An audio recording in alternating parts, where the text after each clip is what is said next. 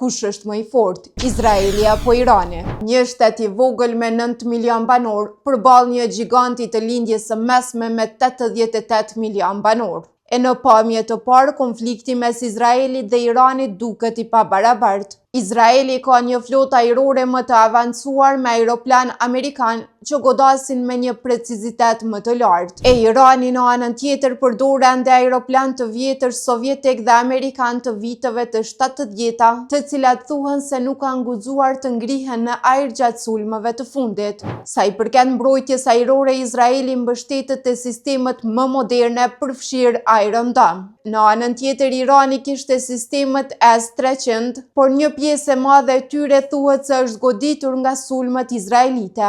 Ndërsa kur flasim për aleatët, Izraeli ka shumë aleat perëndimor, përfshirë dhe SHBA-n, kurse Irani mbështetet edhe te rrjetet e tjera rajonale si Hamasi, Hezbollahu dhe rebelët Houthi. Por aleatët e Iranit duket se janë dobësuar dhe nuk kanë reaguar si më parë, por megjithatë Irani mbetet ende i rrezikshëm. Ai ka shumë raketa balistike të cilat mund ta godasin si Izraelin, po ashtu edhe bazat perëndimore në lindjen e mesme. Por megjithatë është e vështirë të parashikohet se si do të përfundojë kjo luftë.